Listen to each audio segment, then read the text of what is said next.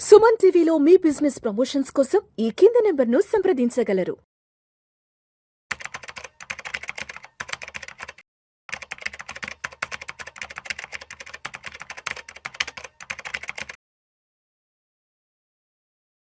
Suman TV ప్రేక్షకులకు స్వాగతం. నేను doctor Anil Kumar Bachchu, certified financial planar.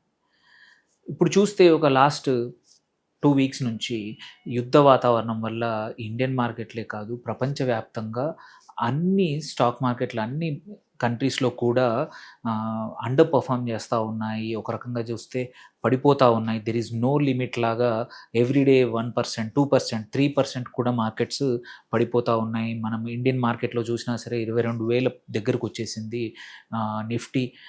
So ఇంతగా పడిపోతున్నప్పుడు సైమల్టేనియస్లీ పోనీ అదే ఈక్విటీ మార్కెట్స్ పడిపోతున్నాయి కదా, వేరేవైనా బాగున్నాయంటే అవిటి పరిస్థితి కూడా అలాగే ఉంది. మీరు గోల్డ్ చూసుకున్న డే ఆన్ డే పడిపోతుంది, వెరీ హైలీ వోలటైల్ అయిపోయింది.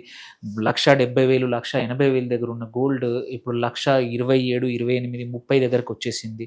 సో ఇలాంటి పరిస్థితుల్లో మరి ఏమి చేయాలి? క్రూడ్ కూడా ఒకవైపు పెరుగుతూ ఉంది. సో జనరల్గా మరి ఇలాంటి పరిస్థితుల్లో ఏం జరగాల?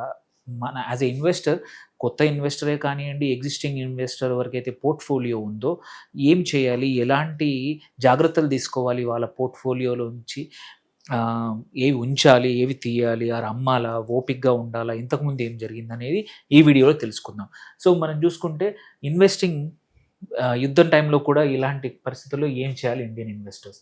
నేను చెప్పినట్టు మార్కెట్స్ పడిపోతూ ఉన్నాయి, క్రూడ్ పెరుగుతూ ఉంది, గోల్డ్ హైలీ వోలటైల్ ఉంది. ఇలాంటి పరిస్థితుల్లో మనం చూసుకుంటే నేను చెప్పినట్టు ఈక్విటీ మార్కెట్స్ ఫుల్లీ ప్రెషర్గా ఉన్నాయి. ఆఫ్టర్ లాంగ్ టైం ఇంతగా పడిపోయాయి. క్రూడ్ ఆయిల్ 120 దాకా వెళ్ళిపోయింది. ఈ యుద్ధం ఇంకొక 2 వారాలు ఇలాగే కంటిన్యూ అయితే మాత్రం $150 వెళ్ళినా కానీ మనం సర్ప్రైజ్ అవ్వాల్సిన అవసరం లేదు. ఇలాంటప్పుడు ఏంటంటే మనం ఇండియన్ ఎకానమీ క్రూడ్ ఆయిల్ని ఇంపోర్ట్ చేసుకుంటుంది కాబట్టి ఎక్కువగా 85% వరకు చేస్తున్నప్పుడు కరెంట్ అకౌంట్ డిఫిసిట్ పెరుగుతుంది. దాంతోపాటు ఇన్ఫ్లేషన్ కూడా పెరుగుతుంది. ఇన్ఫ్లేషన్ ఎఫెక్ట్ ఒక్క సెక్టర్ కాదు, మన డైరెక్ట్ లైఫ్లోనే కాదు, మల్టిపుల్ సెక్టర్స్ మీద కూడా ఎఫెక్ట్ పడి మీ ఇన్వెస్ట్ చేసిన స్టాక్స్ మీద, వాటి పర్ఫార్మెన్స్ మీద కూడా పడుతుందన్నమాట. So crude oil much deeper and much అంటే బ్రెడ్త్ ఎక్కువగా ఉన్న ఇంపాక్ట్ ఉంటుంది. అట్లాగే గోల్డ్ కూడా, పోనీ ఇవన్నీ జరుగుతున్నప్పుడు ఏంటంటే historically gold is a safe haven. So ఇట్లా మార్కెట్లు పడిపోయినప్పుడు గోల్డ్ వైపు వెళ్ళడం అనేది మనం చూస్తూ ఉంటాం. బట్ ఇక్కడ ఈసారి అక్కడ కూడా ఆశ్రయం దొరకట్లేదు ఇన్వెస్టర్స్కి. ఎందుకంటే అటు ఒకటి ఎవరైతే ఇంతకుముందు లాభాలు వచ్చాయి, ఈసారి ఏంటంటే గోల్డ్ రీసెంట్లీ మంచి 1.5 ఇయర్ బ్యాక్ కొన్న వాళ్ళందరూ డంప్ చేస్తూ ఉన్నారు, ప్రాఫిట్ బుక్ చేసుకుంటూ ఉన్నారు. సెకండ్, షార్ట్ కవరింగ్స్ చేసుకుంటున్నారు, పెద్ద పెద్ద పొజిషన్స్ ఎవరైతే తీసుకుంటున్నారో. థర్డ్, మన ఈ కంట్రీస్ ఏవైతే యుద్ధం వల్ల ఇంపాక్ట్ అయినాయో వాటి గోల్డ్ని సెల్ చేసి, ఎందుకంటే మార్కెట్స్లో పర్ఫార్మెన్స్ లేదు, అక్కడ అనుకున్నట్టు ఏమి జరగట్లేదు, సో వాళ్ళు కంపల్సరీ గోల్డ్ సెల్ చేయాల్సి వస్తుంది. సో ఇన్ని రకాల ఇబ్బందుల వల్ల గోల్డ్ అనేది రోజు రోజుకు పడతా ఉంది. దెన్ రూపీ ఇంపార్టెంట్ ఏంటంటే ఇవన్నీ జరుగుతూ ఉంటే ఇండియన్ రూపీ కూడా 93 క్రాస్ అయిపోయింది, అది కూడా డిప్రిషియేట్ అవుతూ ఉంది. సో దీనివల్ల ఇన్వెస్టర్స్ ఏంటంటే ఫుల్ ప్రెషర్ గురవుతున్నారు. మనం చూసుకుంటే ఏం చేస్తున్నారు ఇన్వెస్టర్స్? ప్యానిక్ సెల్ చేస్తున్నారు. సో అదే చేయకూడదు అనమాట. ఫస్ట్ థింగ్ ఏంటంటే ప్యానిక్ సెల్ చేయకూడదు. ఎందుకు అనేది కూడా చెప్తాను. వన్ ఇంపార్టెంట్ థింగ్ ఏంటంటే హిస్టరీ షోస్ ఏంటంటే ప్యానిక్ సెల్లర్స్ ఎప్పుడు కూడా లాసెస్లో మార్కెట్లోంచి బయటికి వెళ్తారు. ఎవరైతే పేషెంట్ ఇన్వెస్టర్స్ ఉన్నారో, ఓపిక ఎక్కువగా ఉందో మార్కెట్లో, వాళ్ళు ఎప్పుడు కూడా బిల్డ్ చేశారు వెల్త్. దానికి ఎగ్జాంపుల్ ఇదేదో మన సొంతంగా చెప్పేది కాదు, హిస్టరీ చెప్తోంది, డేటా చెప్తోంది. మనం చూసుకుంటే 1999లో కార్గిల్ వార్ యుద్ధం వచ్చినప్పుడు కూడా నిఫ్టీ నియర్లీ 25% పడిపోయింది.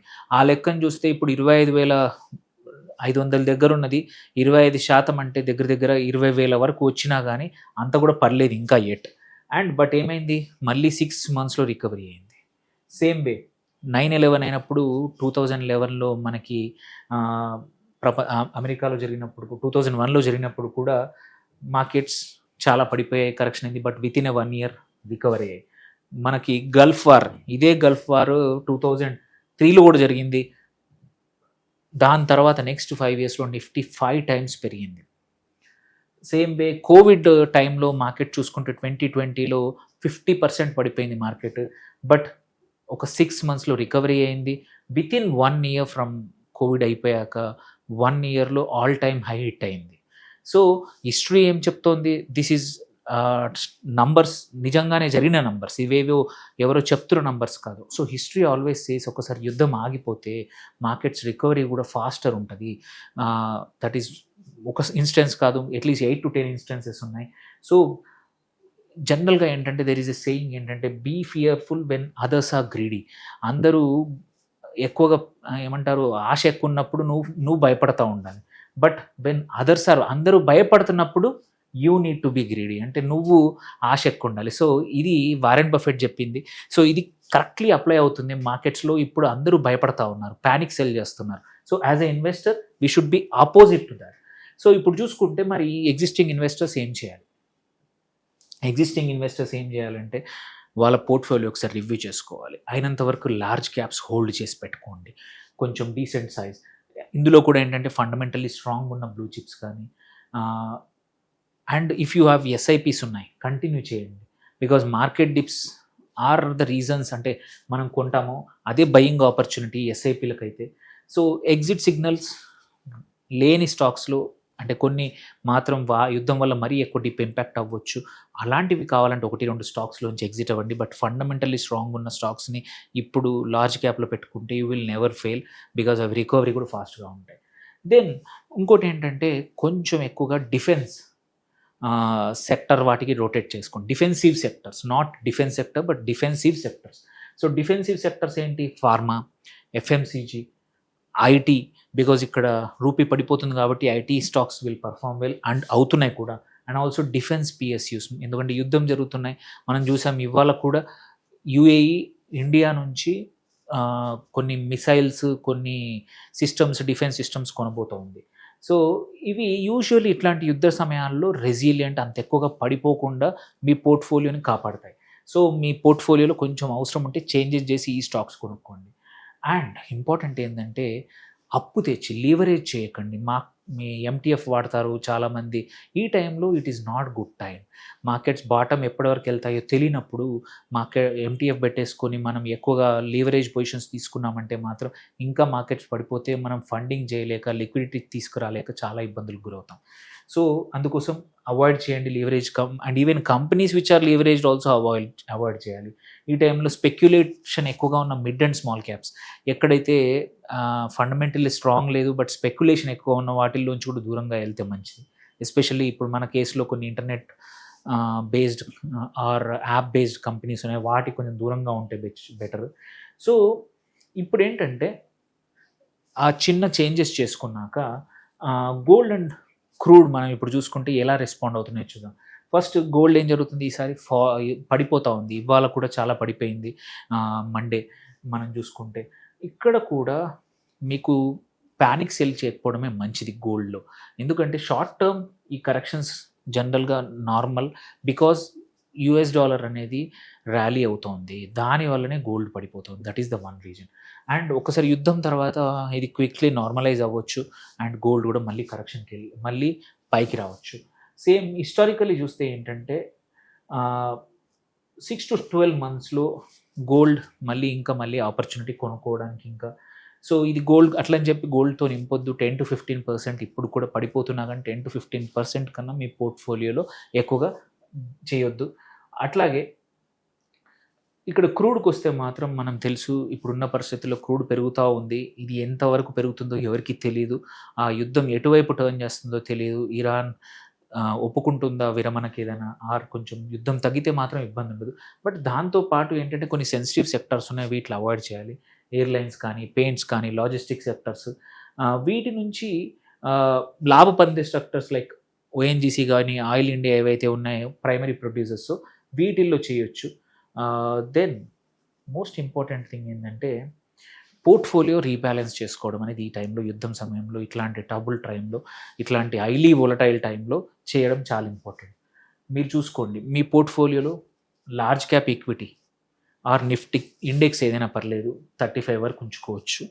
And liquid fund or short duration funds ఇవి ఒక 25% పెట్టుకోండి. గోల్డ్ నేను చెప్పినట్టు గోల్డ్ ఆర్ సిల్వర్ రెండు కలిపి కూడా 15%, వెదర్ ఇట్ ఈస్ ఈటీఎఫ్సే కానివ్వండి ఆర్ ఫండ్ ఆఫ్ ఫండ్స్ కానివ్వండి. దెన్ ఇంటర్నేషనల్ ఈక్విటీ కూడా ఇట్స్ మేక్ సెన్స్ లాట్. ఎవరైతే కొంచెం సఫిస్టికేటెడ్ ఇన్వెస్టర్స్ ఉన్నారో ఒక 10% వరకు అది కూడా పెట్టుకోవచ్చు. దెన్ డిఫెన్సివ్ స్టాక్స్ మాత్రం ఒక 10% ఉంచుకోవాలి. అండ్ కొంచెం ఎమర్జెన్సీ బఫర్, ఏ రోజు ఆపర్చునిటీస్ వస్తాయో తెలియదు కాబట్టి ఒక 5-7% ఈక్విటీలో ఇలా పెట్టుకుంటే ఏంటంటే మీకు recovery will be faster and కొంచెం స్టేబుల్గా ఉంటుంది. ఈవెన్ యుద్ధం ఇంకో 2-3 నెలలు కంటిన్యూ అయినా సరే. కొత్త ఇన్వెస్టర్స్ ఏం చేయాలి? This is very important.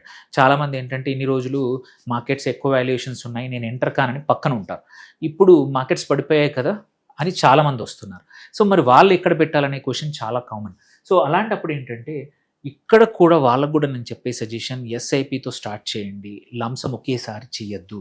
You don't know me decisions ఎటువైపు మార్కెట్స్ ఇంకా ఎంతవరకు పడతాయో తెలియదు. మీరు పెట్టిన స్పెసిఫిక్ స్టాక్ ఆర్ ఇండస్ట్రీ ఎలా ఉంటుందో తెలియదు. చేసినా కానీ కొంచెం డైవర్సిఫైడ్ లంసం చేయండి. దెన్ ఇప్పుడు కూడా కొత్త ఇన్వెస్టర్ కూడా ఎమర్జెన్సీ ఫండ్స్ని తీసుకొచ్చి ఇందులో పెట్టద్దు. మీ అడిషనల్ క్యాపిటల్ మాత్రమే పెట్టండి. ఎమర్జెన్సీ ఫండ్స్ ఒక 6 to 12 మంత్స్కి ఎప్పుడు మన దగ్గర ఉంచుకున్నాకే అడిషనల్ డబ్బులే మాత్రం ఇన్వెస్ట్ చేయండి. సింపుల్గా మీకు అర్థం కాకపోతే, ఎవరు గైడ్ చేసేవాళ్ళు లేకపోతే మాత్రం గో విత్ ఇండెక్స్ ఫండ్స్. ఎవరైనా గైడ్ చేసేవాళ్ళు ఉన్నారంటే మాత్రం స్పెసిఫిక్ స్టాక్స్ కానీ ఒక పోర్ట్ఫోలియో క్రియేట్ చేయించుకోండి ఒక ఫండ్ అడ్వైజర్తో. అట్లాగే ఇంపార్టెంట్ థింగ్ ఏంటంటే న్యూస్ వినండి, బట్ న్యూస్ని ఫాలో చేయొద్దు ప్రతిదీ కూడా.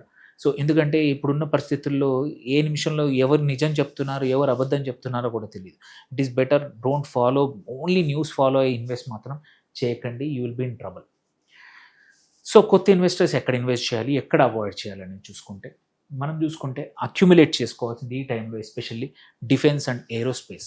మనం చూసుకుంటే మన స్టాక్స్ కూడా హెచ్ఏఎల్ కానీ, బిఈఎల్ లాంటివి, డిఆర్డిఓ వేరే మన బీడిఎల్ స్టాక్స్ కానీ ఇట్లాంటివి తీసుకుంటే ఏంటంటే you have good scope. Because war time సిచ్యువేషన్లో మనకి ఎక్స్పోర్ట్స్ కూడా వస్తాయి, మన కంట్రీ కూడా ఎక్కువగా స్పెండ్ చేస్తుంది. అట్లాగే ఈ కేసులో IT and software only reason ఏంటంటే డాలర్ స్ట్రెంగ్త్ అయింది కాబట్టి నెక్స్ట్ 1 or 2 quarters మంచి రెవెన్యూస్ ఇవ్వచ్చు. They work good for this time. అట్లాగే pharma, health care which is defensive కానీ, ఎఫ్ఎంసీజీ అండ్ ఎసెన్షియల్స్ ఎందుకంటే అవి కూడా కన్జంప్షన్ అండ్ రిన్యూవబుల్ ఎనర్జీ. ఇప్పుడు ఎస్పెషల్లీ యుద్ధం టైంలో క్రూడ్ ఆయిల్ పెరిగినాక value of renewable energy is very high. So అందుకే చాలా స్టాక్స్, రిన్యూవబుల్ స్టాక్స్లో మళ్ళీ రికవరీ అవుతున్నాయి. అవాయిడ్ చేయాల్సిన అయినంత వరకు మాత్రం aviation stocks, because jet fuel prices చాలా పెరిగిపోయాయి. దెన్ ఆటో సెక్టర్, బికాస్ ఇట్లాంటి టైంలో ఏంటంటే కొత్తగా సేల్స్ నంబర్స్ అంత బాగా రాకపోవచ్చు. Paints and chemicals, because petrochemicals are the primary source వీటికి. అట్లాగే రియల్ ఎస్టేట్, ఎస్పెషల్లీ ఏంటంటే Middle East is a huge NRI market. ఎవరైతే స్పెక్యులేషన్ రియల్ ఎస్టేట్లో కావాల్సింది ఇన్వెస్ట్ చేసేవాళ్ళు అక్కడ నుంచి చాలామంది ఉన్నారు. ఇప్పుడున్న పరిస్థితుల్లో వాళ్ళు ఈ రియల్ ఎస్టేట్లో ఇన్వెస్ట్ చేయడానికి కొంచెం వెనకాల పోవచ్చు. అందుకే రియల్ ఎస్టేట్ ఇంపాక్ట్ అవుతుంది. కొన్ని మెటల్స్ అండ్ మైనింగ్స్ మాత్రం ఎక్కడైతే సప్లై చైన్ డిస్టర్బ్ అవుతున్నాయో అండ్ ఏవైతే హైలీ లీవరేజ్ మిడ్ క్యాప్స్ ఉన్నాయో they can not perform well inflation టైంలో, కాబట్టి అట్లాంటి వాటికి కూడా దూరంగా ఉంటే మంచిది. So this is the check list. ఇప్పుడు క్విక్ చెక్ లిస్ట్. ఒకటి, మీ ఎస్ఐపీలు ఉంటే ప్లీజ్ కంటిన్యూ, కుదిరితే ఇంక్రీజ్ చేయండి, పెంచండి, తక్కువ చేయొద్దు. సో ఎందుకంటే మీకు చీపర్ మోర్ యూనిట్స్ వస్తాయి. Same way rebalance the portfolio, చూస్ ఒకసారి కుదిరినంత వరకు. అండ్ మంచి స్ట్రాంగ్ స్టాక్స్ ఉంటే మాత్రం హోల్డ్ చేయండి. 10 to 15% గోల్డ్కి పెట్టండి, ఎక్కువగా పెట్టకూడదు. And at the same time defensive sectors ఏవైతే ఉన్నాయో వాటిల్లో ఇన్వెస్ట్ చేయండి.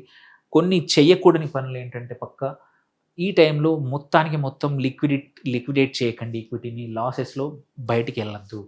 డూ నాట్ ఇన్వెస్ట్ బారోడ్ మనీతో. బారోడ్ మనీ అసలు దూరంగా ఉండండి. అట్లాగే ఇదే బాటం అని చెప్పి మొత్తం లంసం తీసుకొచ్చి చేయకండి. బాటం తెలియదు ఎవరికి.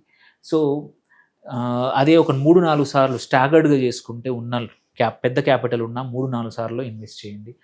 అండ్ మోస్ట్ ఇంపార్టెంట్లీ ఈ టైంలో కూడా ఒక కాన్సన్ట్రేట్ చేయొద్దు ఒక సెక్టర్లో. Portfolio diversification even at this time makes sense, దాన్ని తప్పొద్దు. అండ్ ఈ కాలంలో ఇంకొకటి చూస్తున్నాం, వాట్సాప్లో చాలామంది టిప్స్, ప్యానిక్స్ వాటిని ఆ టెలిగ్రామ్లో విని ఇన్వెస్ట్ చేస్తూ ఉన్నారు. 1-2 సార్లు చెక్ చేసుకొని, ఆర్ మీరు ఒక ఫైనాన్షియల్ అడ్వైజర్ తోటో ఒక స్టాక్ అడ్వైజర్ తోటో మాట్లాడి మాత్రమే ఇన్వెస్ట్ చేయండి తప్ప తొందరపడి చేయకండి.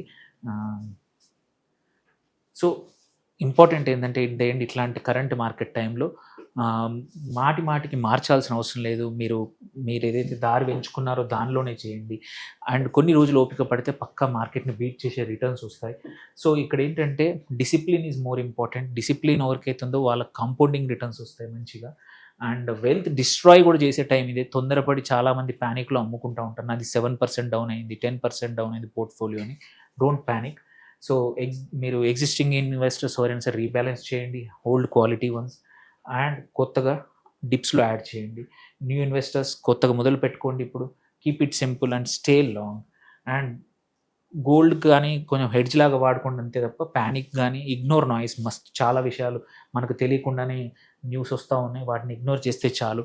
ఇలా even during what time also మీ పోర్ట్ఫోలియోని కొంచెం మార్చుకొని మీ ఆలోచన సరళిని కూడా కొంచెం మార్చుకుంటే మంచి రిటర్న్స్ ఒక 3-4 నెలల్లో యుద్ధం అయిపోయాక వస్తాయి. బికాస్ మార్కెట్స్ హిస్టారికలీ చూసాము, మార్కెట్స్ ఎప్పుడు కూడా కరెక్ట్ అయ్యాయి. They will come back and even ఎక్కువగా స్ట్రాంగ్ కూడా వచ్చే అవకాశాలు ఉన్నాయి. ఏమైనా క్వశ్చన్స్ ఉంటే పోస్ట్ చేయండి. Thank you for watching. Signing off doctor Anil Kumar Bachu.